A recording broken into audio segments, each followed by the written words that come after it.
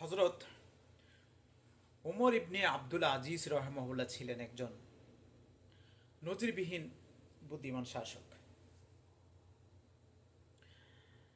একদিন এক ব্যক্তি তার কাছে এসে অন্য ব্যক্তির ব্যাপারে গীবত করা শুরু করলো।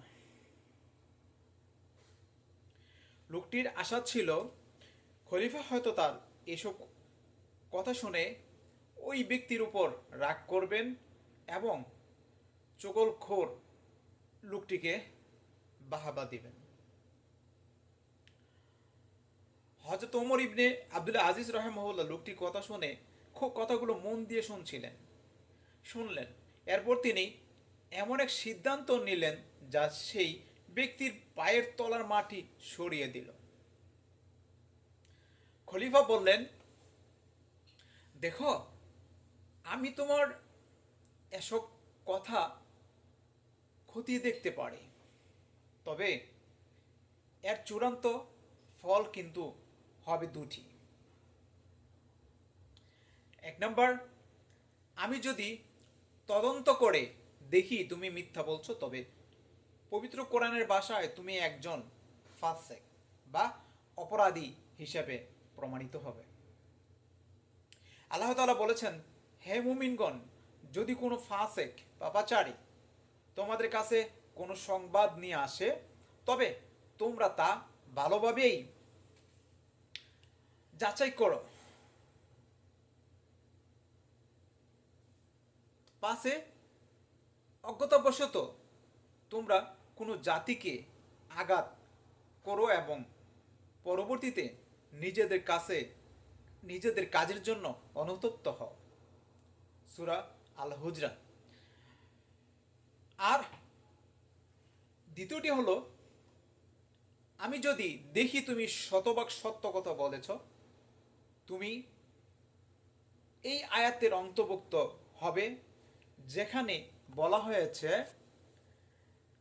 আপনি তার আনুগত্য করবেন না যে কেবল পেছনে সমালোচনা করে এবং মানুষের দোষ নিয়ে চগলখড়ি করে চষে বেড়ায়।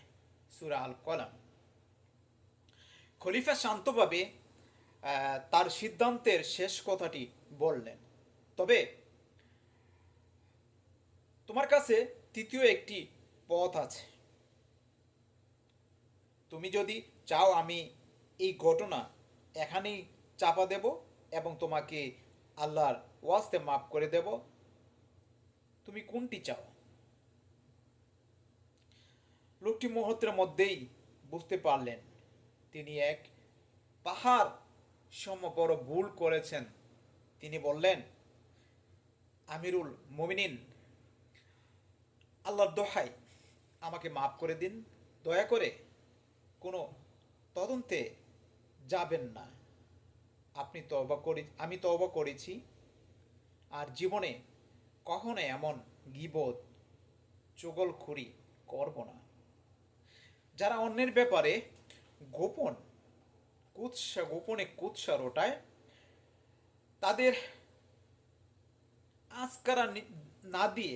তাদেরকে আস্কারা না দিয়ে বুদ্ধিমত্তায় সাথে প্রতিহত করলে সমাজ কলুষমুক্ত হয়।